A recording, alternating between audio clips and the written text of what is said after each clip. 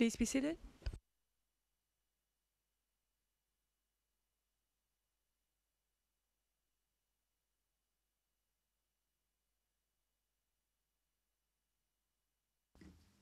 Yes, Mr. Mc... Le président, veuillez poursuivre Monsieur McCloskey. La pause suivante se fera à 12h30. Bien sûr, libre à vous de nous demander de faire une pause avant ou plus tard, lorsque le moment vous conviendra. Poursuivez. Réponse merci.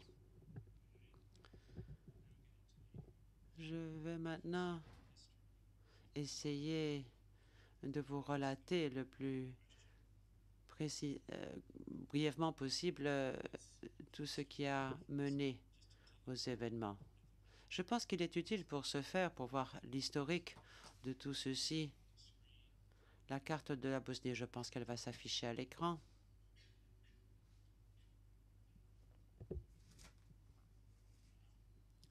La voici.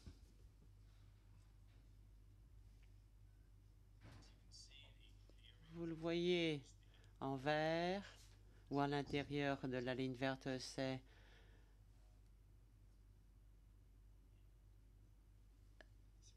la Bosnie-Herzégovine. À droite, vous avez la Serbie, c'est important de le relever.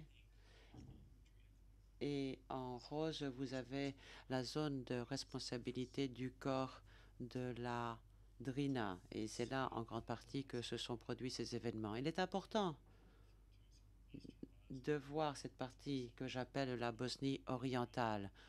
On l'appelle aussi la région de la Podrinja ou la vallée de la Drina.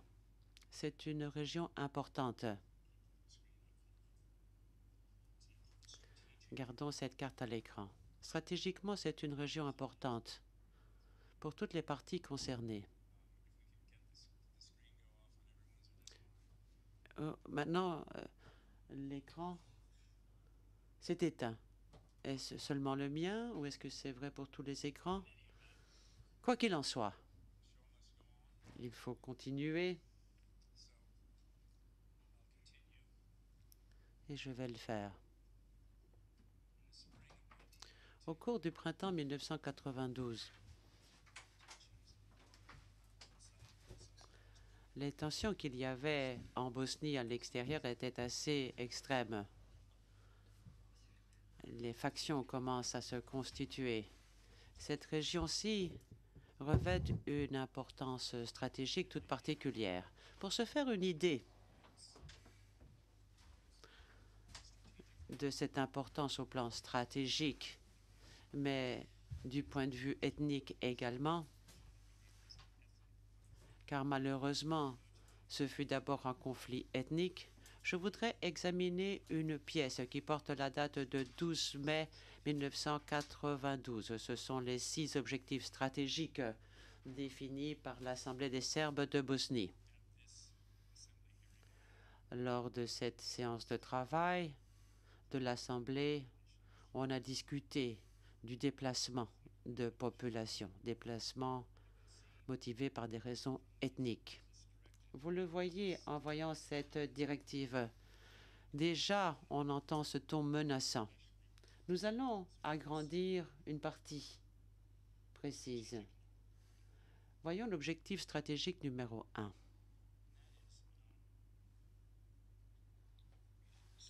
Je vais en faire la lecture lentement. Il s'agit d'établir une frontière qui va séparer le peuple serbe des 2 autres communautés ethniques.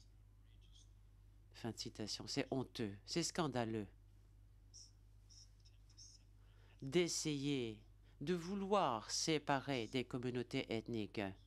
Et nous allons voir la difficulté que ceci a représentée.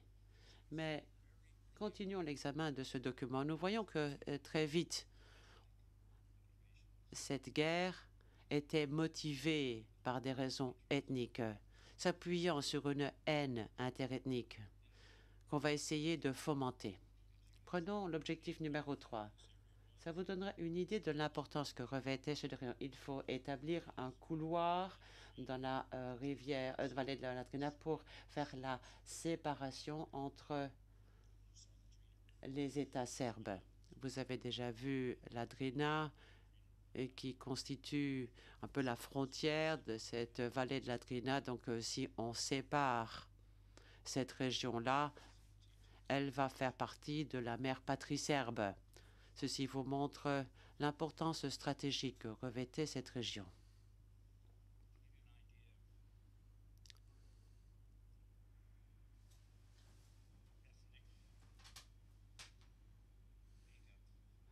Quelle est la composition ethnique?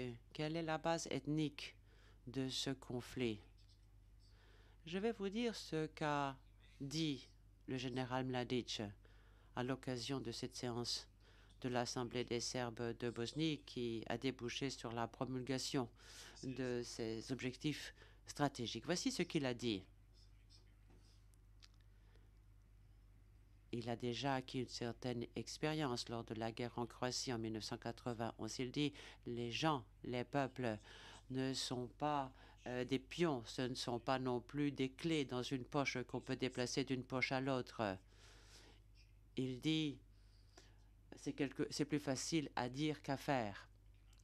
Plus loin, il dit par conséquent, on ne peut pas nettoyer, ni on ne peut pas filtrer les gens pour que seuls restent les Serbes ou pour que les Serbes partent et les autres pas. Moi, je ne sais pas comment M. Krajčnik, je ne sais pas comment M. Karadzic vont expliquer ceci au monde. Ça reviendrait à un génocide. Fin de citation. Alors, que ce soit le général Mladic lui-même qui prévoit ces événements, c'est un complot. Il reconnaît que des gens de la patrie, des Bosniaques qui ont vécu pendant des siècles dans ces villages, ils vont être délogés de ces villages. Ce ne sera pas chose aisée. Il faudra verser du sang pour le faire. Et c'est bien ce qui s'est passé après cette réunion. La guerre en Bosnie, surtout en Bosnie orientale, s'est véritablement déclenchée. Elle a commencé au nord, du côté de Bijeljina, puis s'est étendue vers le sud, Zvornik, Bratunac. Événements survenus au printemps 92. Ce sont des événements qui se caractérisent par la terreur, par les attaques dirigées contre la population civile. Des troupes, des paramilitaires notamment venus de Serbie ont participé. Il y a eu des forces musulmanes, bien sûr, qui ont été mises en déroute. La population civile était en plus faible nombre et les Serbes ont été poussés par les Serbes et du côté de Srebrenica. L'armée de la Bosnie-Herzégovine a réagi et a réussi à faire quelques incursions dans le territoire qu'avait la VRS. En novembre 1992, Mladic, Karadzic accomplit ce que j'appelle un acte suprême d'arrogance et d'impunité. Il concocte un plan destiné à s'occuper des musulmans de Bosnie orientale. Prenons maintenant la directive opérationnelle du 4 novembre 1992.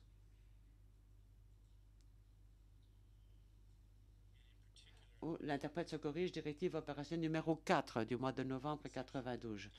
Agrandissons le point D, page 5 en anglais.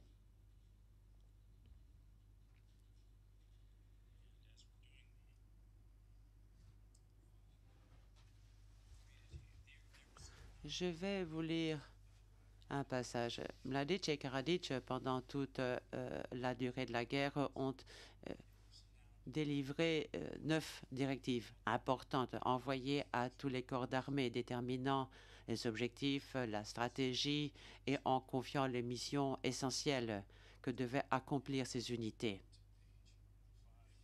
Prenons la page 5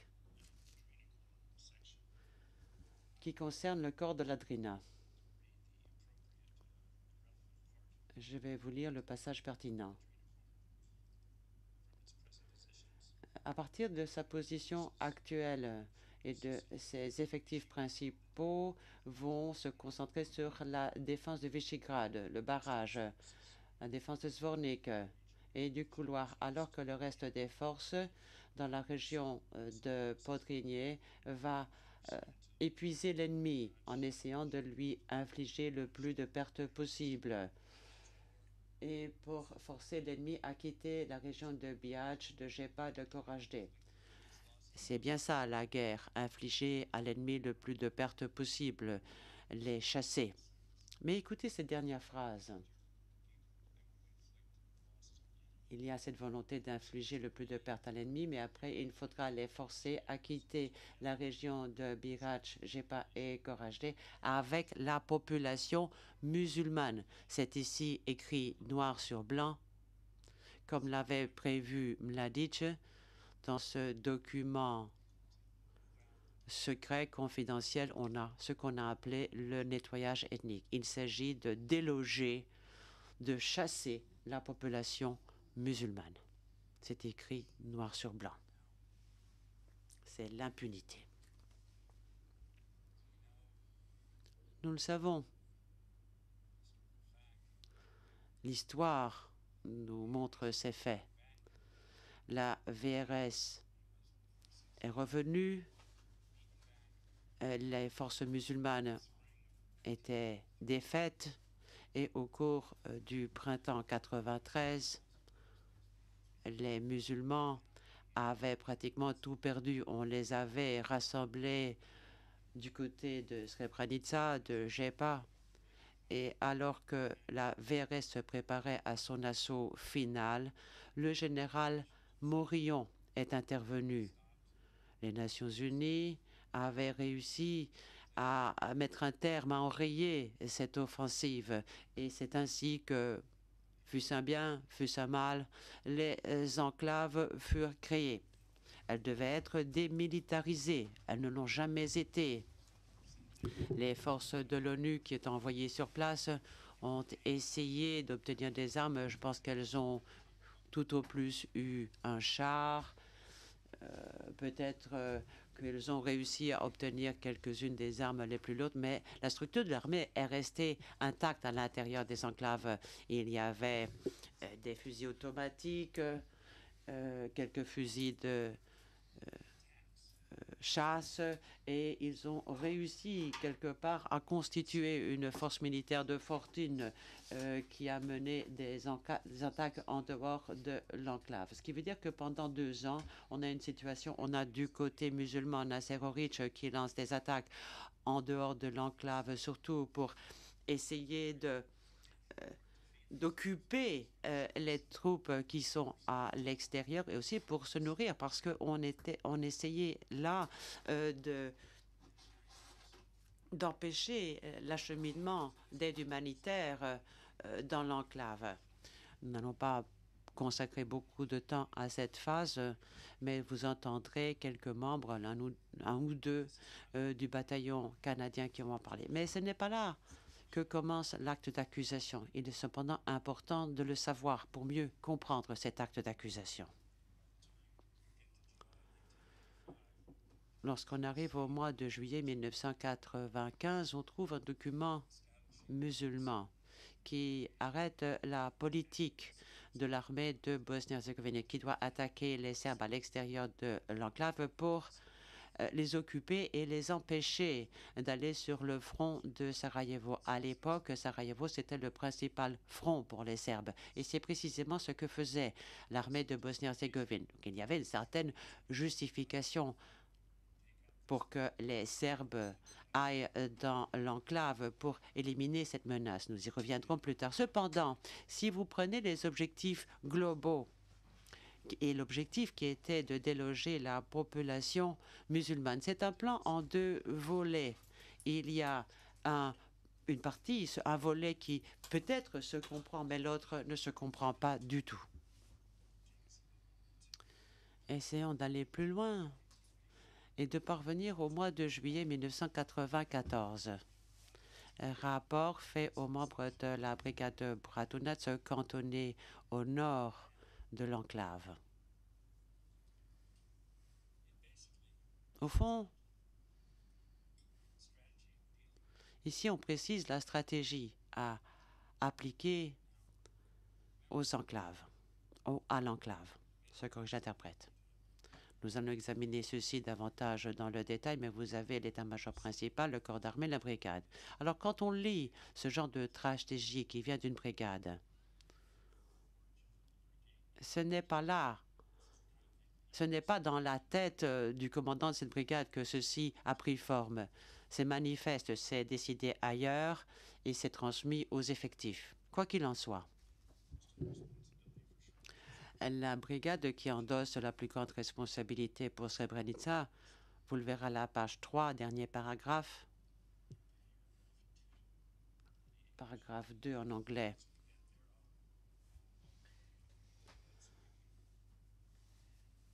Je vous parlais de cette brigade et mes yeux ne sont plus ce qu'ils étaient. Je vais demander qu'on agrandisse un peu l'image. Voici ce qui est dit. Il n'y aura pas de retraite pour ce qui est de l'enclave de Srebrenica. Il nous faut progresser. Il faut rendre la vie de l'ennemi insupportable. Il faut rendre impossible un séjour, quel qu'il soit, dans l'enclave. Il faut qu'il y ait un départ massif le plus vite possible de l'enclave. Il faut qu'ils comprennent qu'il leur est impossible d'y survivre. Fin de citation. Vous voyez une fois de plus énoncer la politique qui va déboucher sur l'attaque de l'enclave. Et ceci explique pourquoi il y a eu des tireurs embusqués, il y a eu des pilonnages, il y a eu des restrictions imposées, restrictions maternelles. Tout ceci se passe à ce moment-là, mais se passe aussi au début de l'acte d'accusation, en mars 1995. Nous allons abandonner l'année 94 pour arriver au mois de mars 1995, et plus précisément au 17 mars 1995. On se dit que la guerre ne va pas durer à tout jamais et que s'il faut gagner quelque chose, faire des conquêtes, il faut le faire cette année-là. Les Croates s'intéressent à la Krajina serbe de Bosnie. C'était la menace importante qui avait. Il y a le front septentrional et c'est le général Milovanovic qui est affecté à ce front. Donc, il ne sera pas présent pendant toute cette année. Donc, il n'apparaîtra pas sur notre écran radar. Même si c'était une personnalité de premier plan pour nous tous. Il était l'homme le plus important pour Mladic. Et lorsque Mladic a ressenti cette menace venant du Nord, c'est là qu'il envoie Milovanovic. Il l'a fait avec ses autres généraux aussi. Par exemple, Gvero, il l'a envoyé au poste de commandement avancé. Milovanovic, lui, il part en Krajina pendant la plupart de ce temps. Et quand il est absent, c'est Miletic, le général Miletic, qui le remplace au poste de chef d'état-major. Quoi qu'il en soit, à ce moment-là, le commandement suprême des Serbes de Bosnie, le sommet de la hiérarchie militaire comprennent qu'il est maintenant nécessaire de trouver une solution aux enclaves, que le temps passe et qu'il faut agir vite. Prenons la directive opérationnelle 7 du 17 mars 1995.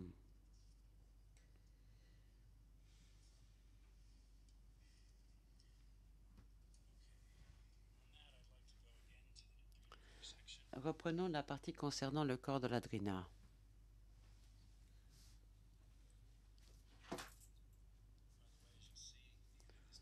Vous le verrez au bas du document, c'est le général Miletic, accusé en l'espèce, qui a rédigé ce texte.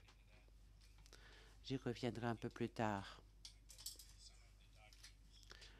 lorsque je vais vous présenter certains documents liés au général Miletic. Je voudrais relever ceci hier, milieu du paragraphe consacré au corps de la Drina. Voici ce qui est dit. Alors que dans la direction de Srebrenica et de Jepa, de ces enclaves, La séparation physique complète de Srebrenica et de Jepa devrait se faire le plus vite possible. Il faut empêcher toute communication individuelle même entre ces deux enclaves. Ça, c'est militaire. Les enclaves de Jepa et de Srebrenica se soutenaient sur le plan militaire, c'est-à-dire qu'on faisait arriver par avion du matériel. Il y avait des missions secrètes par hélicoptère menées par l'armée de Bosnie-Herzégovine qui posaient des problèmes dans les villages proches en dehors de l'enclave, qui obligeait la VRS de garder des milliers d'hommes autour des enclaves, les éloignant ainsi du front crucial qui était celui de Sarajevo. Donc ça, c'est du langage militaire.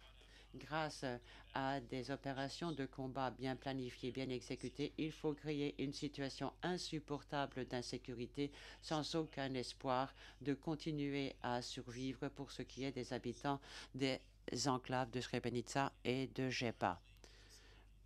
On revient là directement à la population civile, aux habitants.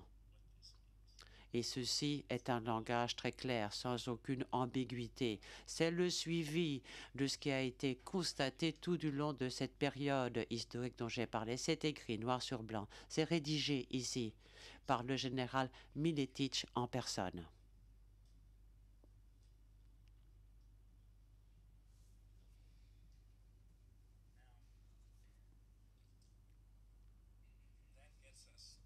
Ceci nous amène au début de la période couverte par notre acte d'accusation.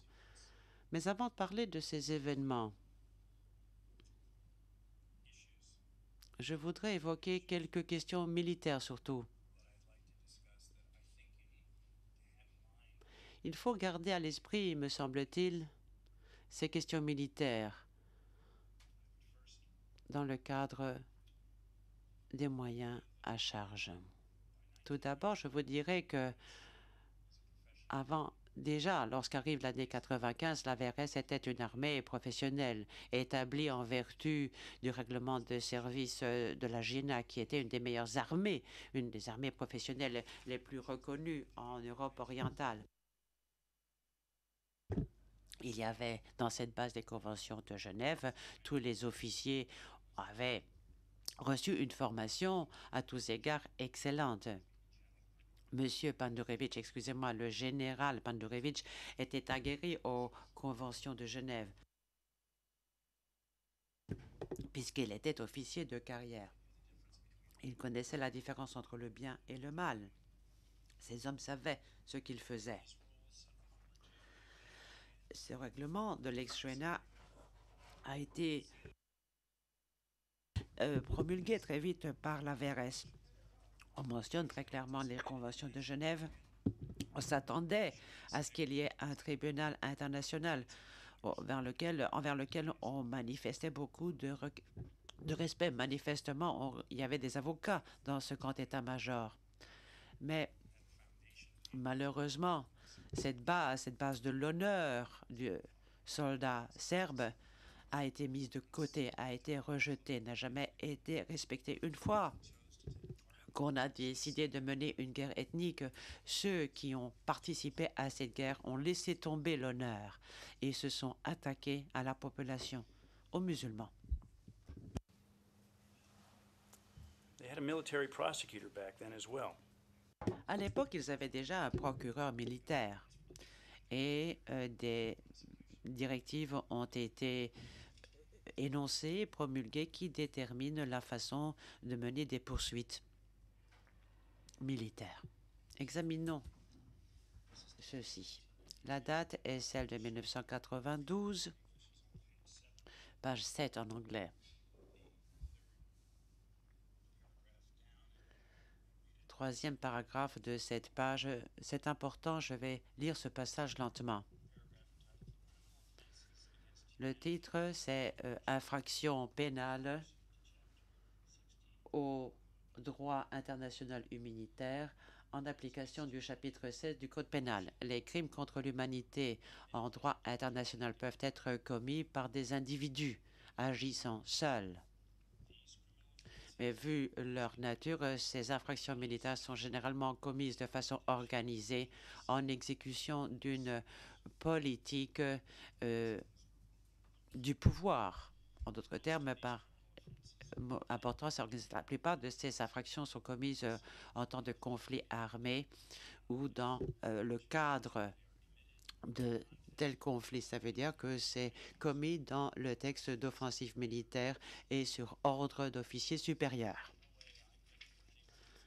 Je pense que personne n'aurait pu le dire mieux que cela.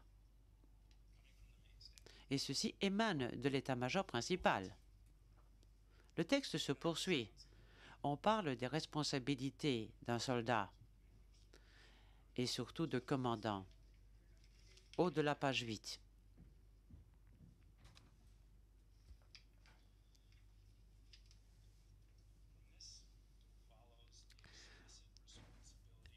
Par conséquent, le chef du corps de l'armée de la République srpska a une responsabilité particulière puisqu'il donne des ordres. Il a le commandement de ses forces armées dont les membres peuvent commettre ou ont commis certaines de ces infractions. Il doit à ce moment-là prendre des mesures exemplaires pour empêcher ce genre de comportement.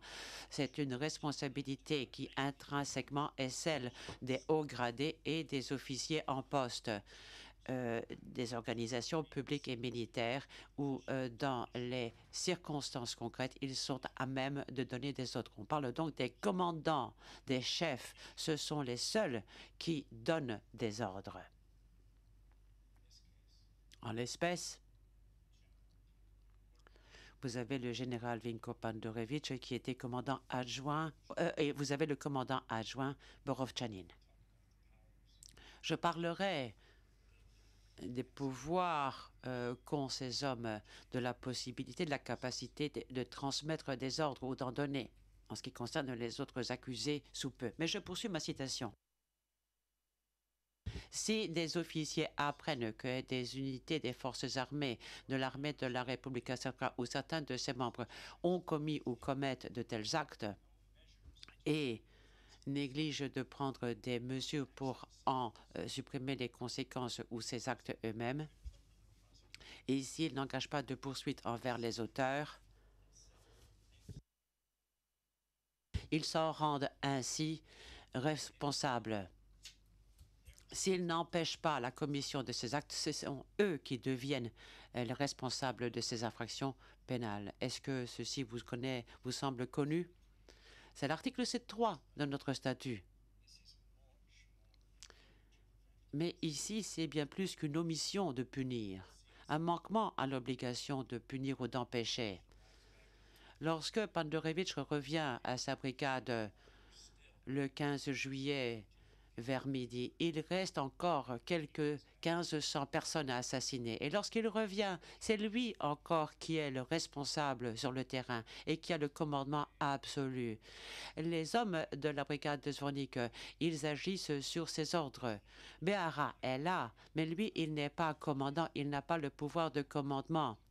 Finalement, il n'est qu'un tube, un véhicule, et lui, il ne agit que s'il a les ordres du général Mladic. C'est lui qui exécute. Les autres officiers chargés de la sécurité, ils tiennent leur autorité de leur commandant. C'est par eux qu'ils obtiennent les effectifs et le matériel nécessaire à l'exécution de cette mission.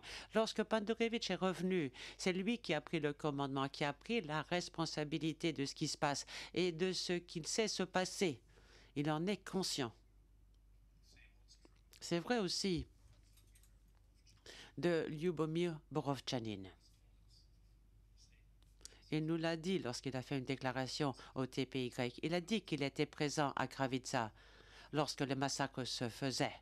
Et il n'a rien fait pour empêcher l'intervention de maître Lazarevitch. Désolé, navré d'interrompre, mais nous avons l'intention d'objecter au dépôt de la déclaration préalable de notre client et je pense qu'il n'est pas juste que ceci soit mentionné au cours des déclarations liminaires. Le président, poursuivez. Nous reviendrons à l'objection lorsqu'elle sera formulée. Merci. Monsieur Maklavski, Monsieur Borchadin a dit au TPY qu'il se trouvait dans l'entrepôt de Kravitsa au moment du massacre et qu'il n'a rien fait. Il n'a rien fait lorsqu'un de ses officiers a eu les mains brûlées à Bratunats. Après cela, il y a eu 500 à 800 hommes qui ont été massacrés. Et c'était ces troupes qui contrôlaient cette région et qui ont pris part à ces meurtres. Plutôt qu'un manquement à l'obligation d'empêcher, nous avons vu qu'il est accusé dans cet acte d'accusation conformément au droit qui exige qu'un commandant d'une zone qu'il contrôle est censé protéger les prisonniers de guerre. Pas seulement ses propres troupes, mais de toute personne qui pourrait leur faire du mal. Il a manqué à son obligation d'agir et par conséquent, il est tenu pour responsable pénalement. Il a également participé à l'entreprise criminelle commune. Il sait qu'il s'agissait d'un massacre, d'un plan organisé. Vous verrez, d'après les discussions qu'il y a avec Karstich après les faits, vous verrez que ces massacres, d'autres massacres, vous verrez qu'il y a d'autres massacres auxquels ces hommes ont participé. Vous verrez que ce que ces hommes ont fait à Potocari. Mais j'évoque ce passage-là en particulier parce qu'il est très important concernant ces deux commandants, puisque cela les concerne directement. There's another significant rule.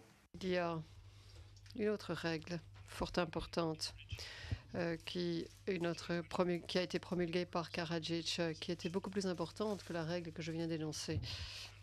Cela s'intitule Disposition intérimaire appliquée à l'armée et aux hommes de leur rang.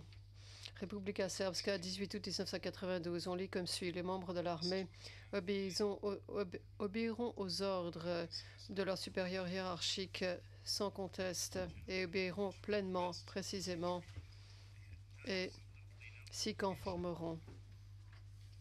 C'est ce qui est arrivé ce jour-là. Comme je le dirai un peu plus tard, le général Pandorovitch et les autres hommes ont manqué à leur devoir et à leur honneur en tant que soldats. Ils devaient appliquer ces ordres. Ils savaient tout à fait ce qu'ils faisaient et ils devaient y déroger. Très bien. Je vais maintenant brièvement parler de la structure de commandement.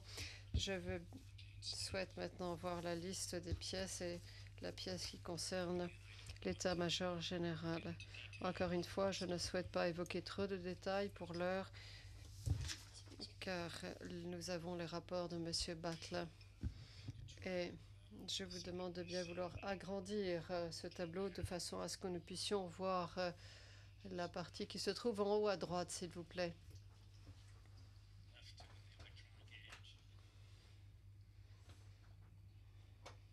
Nous sommes à l'ère électronique.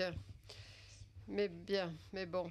Il s'agit d'un tableau qui représente la structure de commandement au sein de la BRS. Tout en haut, vous avez le général Milanovic, qui est le chef d'état-major. C'est la personne qui est responsable de la coordination entre les autres secteurs du commandement.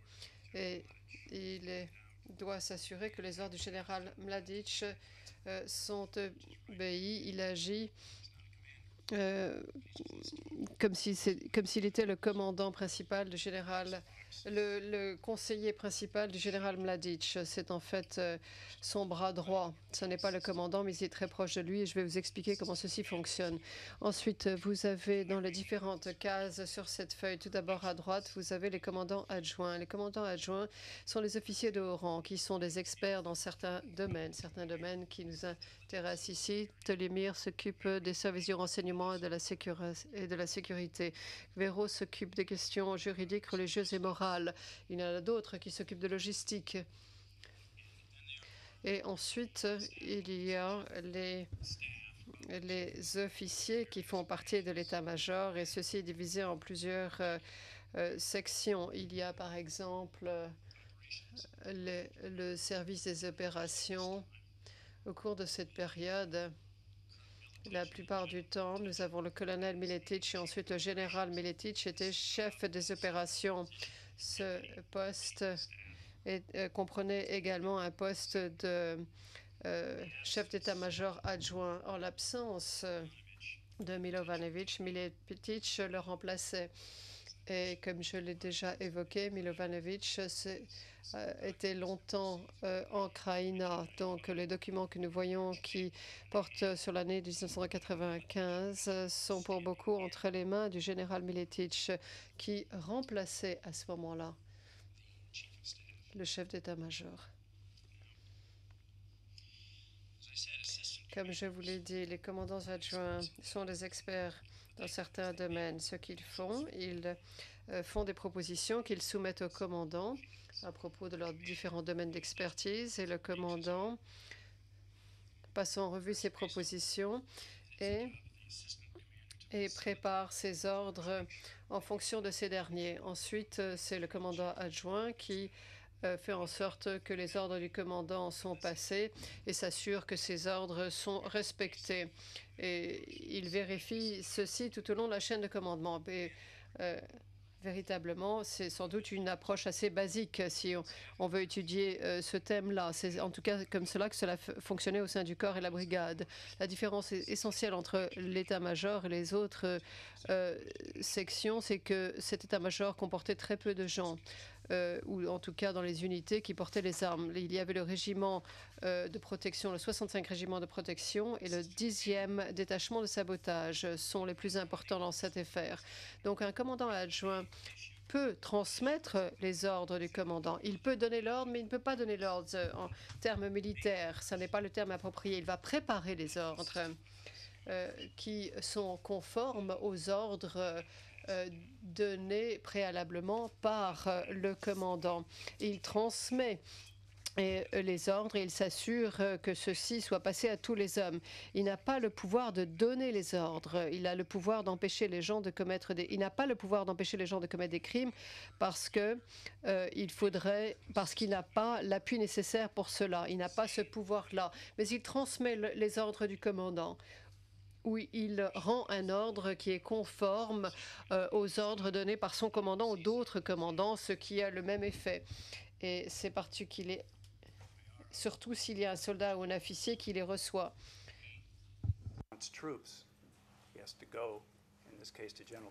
Je vais vous citer plusieurs exemples à cet égard. Le colonel Bahara n'a pas donné les ordres. S'il souhaite que ses hommes partent, dans le cas du général ou de l'affaire Krstić, il demande au général Krstić, il demande qu'il y ait un renfort en hommes. Et bien que Bahara fasse partie de l'état-major général. Vous verrez ceci un peu plus tard. Le colonel Bahara doit dire qu'un commandant d'une autre brigade ne suit pas les ordres. Il s'agissait de Mladic. Donc Bahara a le pouvoir, si vous voulez, par association, et donne des ordres qui lui ont été fournis ou donnés par le commandant Mladic. C'est ainsi que cela fonctionne et c'est comme cela que les ordres sont transmis tout au long de la chaîne de commandement. Now,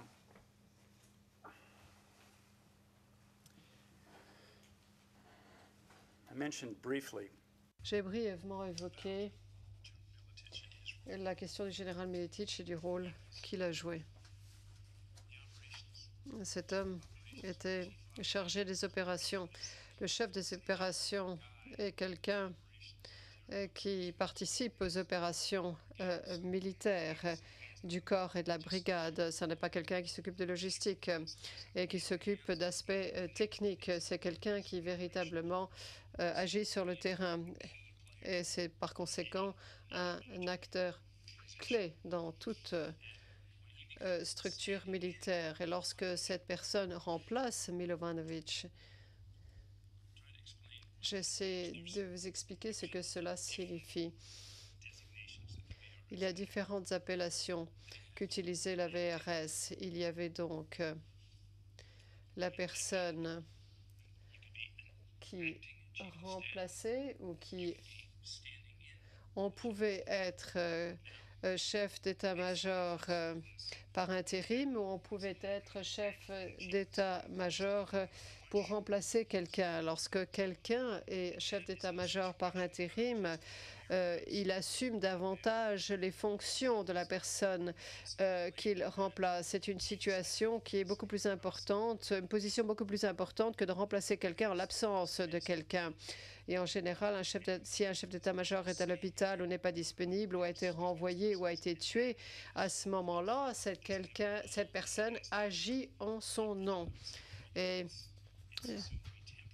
on suppose à ce moment-là que c'est par intérim et que c'est provisoire. Alors que quand quelqu'un remplace quelqu'un d'autre, c'est en l'absence de quelqu'un. Comme lorsque Milovanovic est toujours en Bosnie. Il s'occupe de communication, il fait toujours partie de l'armée, mais il est simplement très loin. Et il est engagé jusqu'au cou en Krajina. Donc c'est à ce moment-là que Miletic le remplace en tant que chef d'état-major et qu'il reprend toutes ses obligations au quotidien, tout ce qu'il peut faire, et nous allons parler de cela. Donc c'est une différence importante. Bien, maintenant je vais parler du rôle du commandant. C'est la même chose. C'est un peu différent dans ce cas-ci.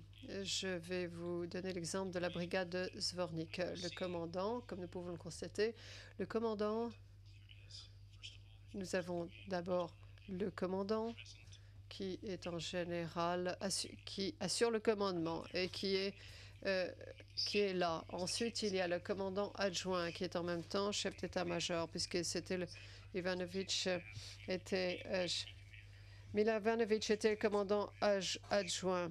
Il était en même temps chef d'état-major, mais il était simplement commandant adjoint en l'absence de Mladic, lorsque Mladic n'était pas disponible.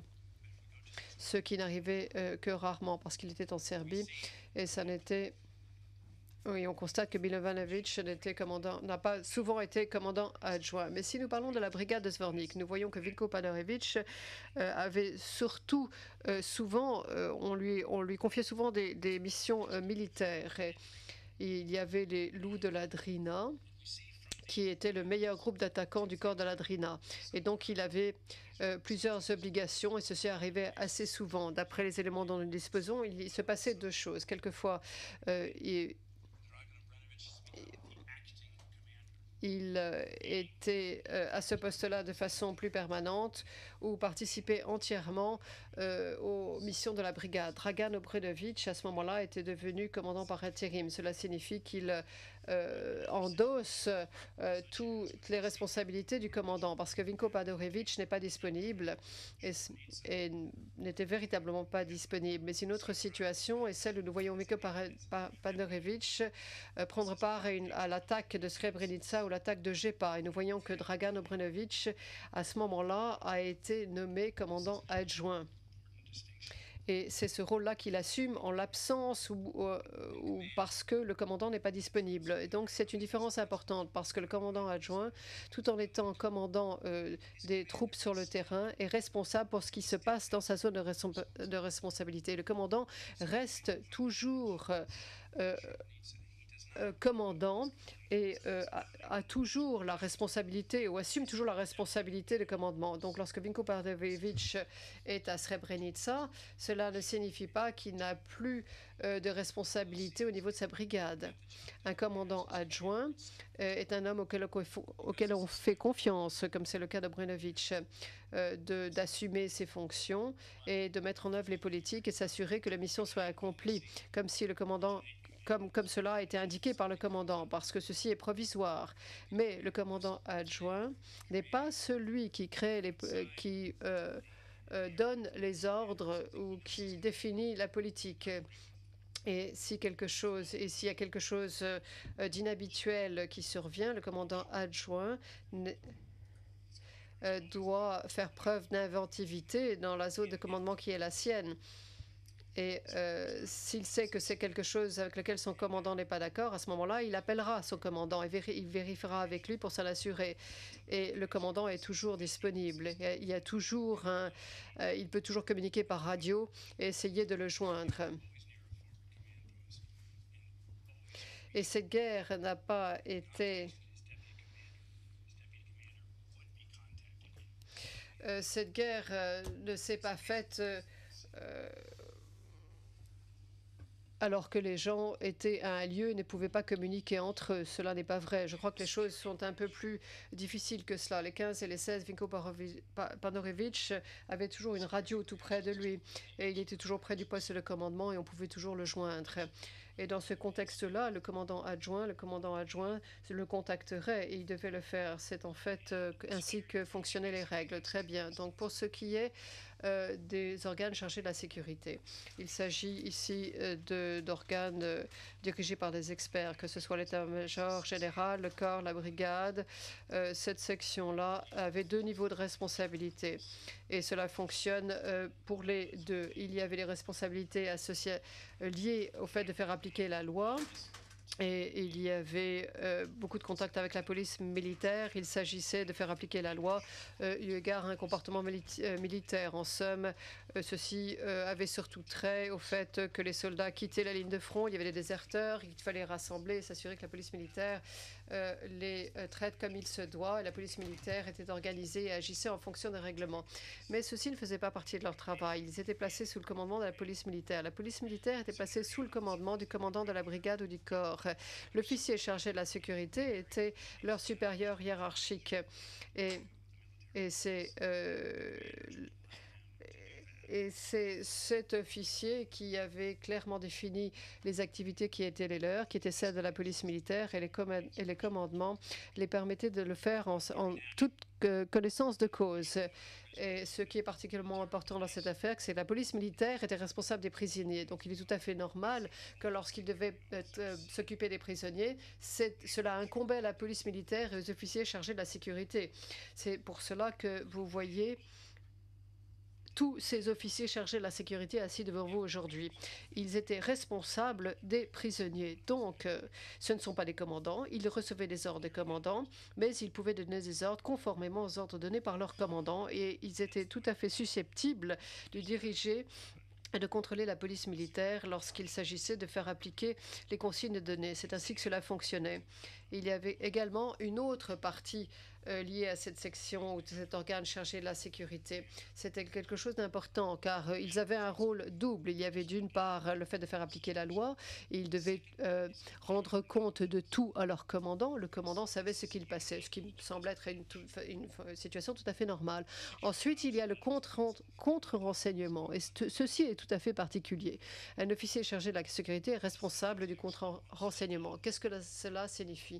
Cela signifie dans ce contexte-ci qu'il peut y avoir des menaces internes. Il peut y avoir des menaces lancées contre le commandant, contre l'armée, des soldats qui sont des traîtres, des soldats qui ont des échanges avec l'ennemi. Il peut y avoir de l'espionnage. C'est ce qu'on appelle le contre-renseignement. Et pour le contre-renseignement, il n'y a pas d'hommes, il n'y a pas de troupes, ils n'ont pas d'hommes sous ses ordres. Il s'agit de l'homme qui agit tout seul. Un officier chargé de la sécurité aura peut-être de l'appui et de l'aide avec d'autres officiers chargés du renseignement ou du contre-renseignement. C'est la raison pour laquelle les officiers chargés du renseignement sont très liés aux officiers chargés de la sécurité et travaillent étroitement ensemble. Mais là, il y a deux volets à ces services. Il y a le contre-espionnage et le fait de faire appliquer la loi d'autre part. Donc, avec le contre-espionnage, il y a certains privilèges qui sont attachés et qui font que ce poste-là est quelque peu différent. Un officier chargé de la sécurité a le droit d'enquêter sur le commandant. Il peut donc recevoir des renseignements des autres officiers chargés de la sécurité. Il s'agit d'une chaîne de commandement professionnelle et ceci se fait en secret. Et ceci est inscrit dans leur règlement. Nikolic a le droit, Drago Nikolic a le droit d'obtenir ou d'être en communication secrète avec Popovich ou Behara. Et il peut lire des choses que Pandorevich ne veut pas lire. Et les commandements devenaient fous à cause de cela. Et Pandorevich, cela le rendait fou parce que les commandements souhaitent avoir le contrôle de tout et savoir ce qui se passe. Bien évidemment, lorsqu'un officier chargé de la sécurité enquête sur un commandant ou qu'il parle d'informations qui sont très sensibles, si cela vient aux oreilles du commandant chargé de l'état-major, ceci, évidemment, dépasse son rôle. Et c'est le rôle des services de contre-espionnage. Bien sûr, il faut que ceci soit fait dans le secret. D'après le règlement, c'est quelque chose qu'ils autorisent, ils le comprennent. Mais lorsque c'est approprié, l'officier chargé de la sécurité doit expliquer au commandant ce qu'il se passe. Et donc, l'officier chargé de la sécurité aura peut-être pour mission de dénicher un traître. Et peut-être qu'il ne va pas aller en parler au commandant lorsqu'il part en mission. Mais après l'entretien, il doit en parler à son commandant. Il ne peut pas simplement se rendre sur le front pour interviewer quelqu'un. Et ceci ne fonctionnerait pas ainsi, car le commandant ne pourrait pas fonctionner comme ça. Donc il y a une certaine tension ici qui est créée par ce système au sein de la VRS. C'est une tension tout à fait normale. Comme nous pouvons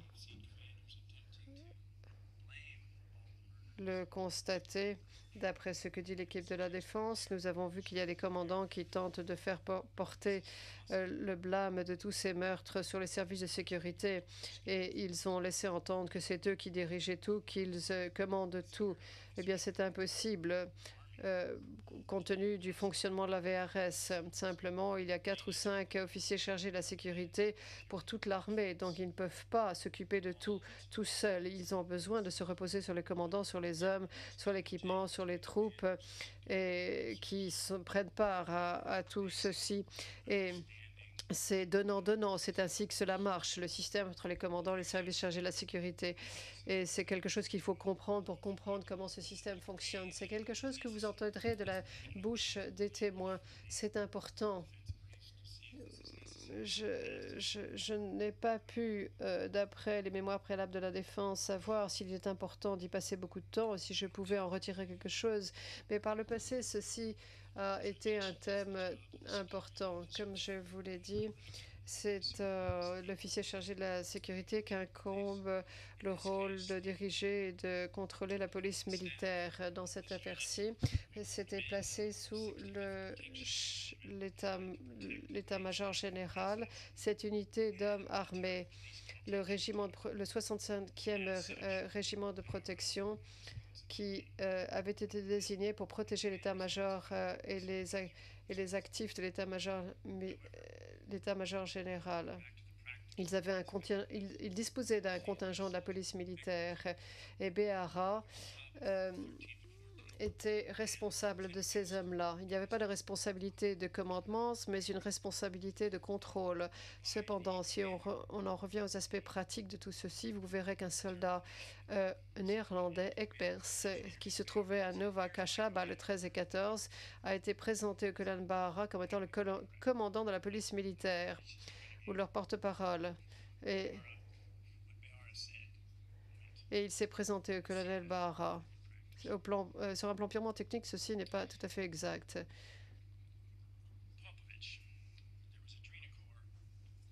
Et vous verrez ceci dans la pratique. Pour ce qui est de Popovic, c'était une unité de la police militaire du corps de la Drina que dirigeait Popovic.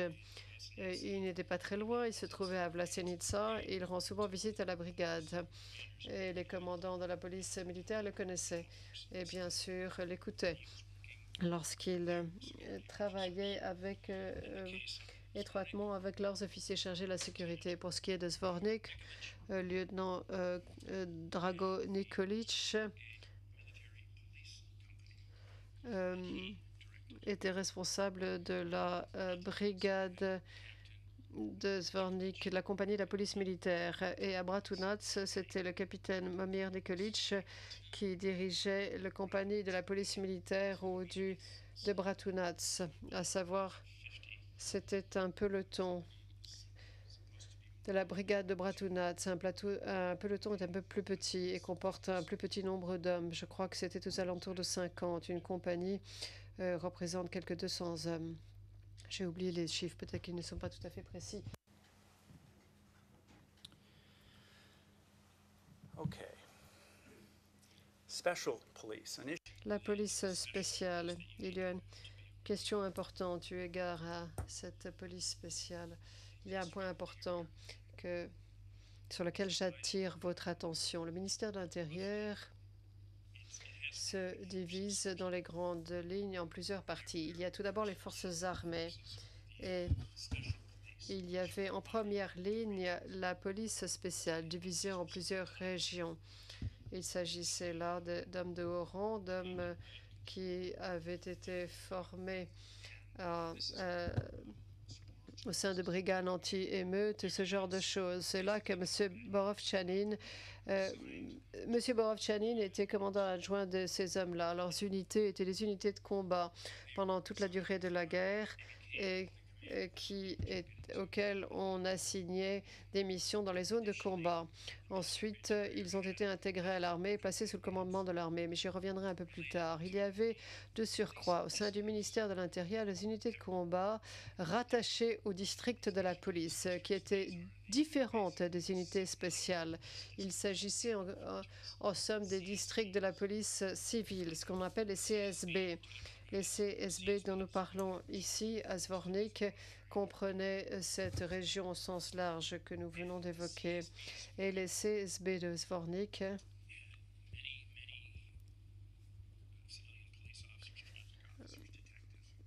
comportait beaucoup d'officiers de police civile, d'officiers chargés de la circulation, de détectives, etc. Et donc comportait un nombre important d'hommes. Donc la CSB avait été divisée en 6 compagnies éventuelles, elle pouvait être mobilisée rapidement. Ces derniers ne se trouvaient pas toujours sur la ligne de front, s'occupaient de la gestion de la circulation, mais dans certains cas pouvaient être mobilisés au sein de l'armée ou par le ministère de l'Intérieur. Et ces unités sont les unités que nous appelons les PJP, ces unités-là. Donc nous avons les unités de la police spéciale de Borov-Chanin et nous avons le CSP et les unités de la PJP. Les raisons pour lesquelles nous avons utilisé ces initiales PJP, les raisons sont essentielles. C'est la raison pour laquelle j'en parle, car le terme en bosniaque, en fait, le P est traduit en anglais par le terme spécial et on voit très souvent l'appellation police spéciale ou CSB et ensuite police spéciale du ministère de l'Intérieur. Ceci peut prêter à confusion. C'est simplement un problème de traduction. En Bosnie, la police spéciale, pardonnez-moi, évoque le terme spécial. Je ne sais pas quel est le terme qui commence par le P en bosniaque, mais le terme est différent. Donc, il faut établir ces distinctions, c'est important. Car des membres du MOUP, s'ils sont à la barre des témoins, ne comprendront pas si nous mélangeons ces termes. Donc, c'est très important de ne pas mélanger ces initiales. PJP représente la police municipale et si nous utilisons le terme de police spéciale, c'est la police spéciale. Pardonnez-moi si j'étais un peu long, mais lorsque nous allons auditionner ces témoins, c'est extrêmement important. Et c'est bien... Il faut prendre ceci au sérieux, comme le fait, je sais, M. Borov-Chanin également. Un autre domaine important qui a trait à ce dernier également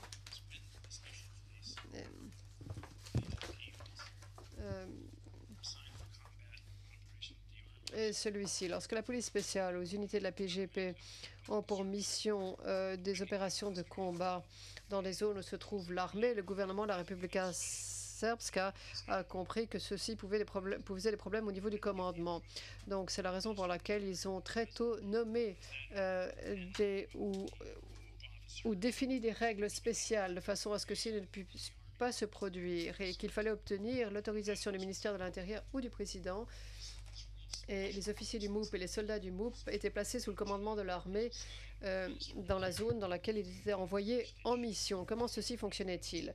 La règle indique précisément que lorsque Borov-Chanin a été nommé par le ministre de l'Intérieur pour se rendre là où se trouvait le général Kerstich pour lui rendre compte de ce qui se passait à Bretounas le 11 juillet, il est placé à ce moment-là sous le commandement de l'armée. Je ne sais pas s'il avait obtenu l'autorisation du président, mais nous avons des éléments de preuve attestant du fait que ceci s'est bien passé.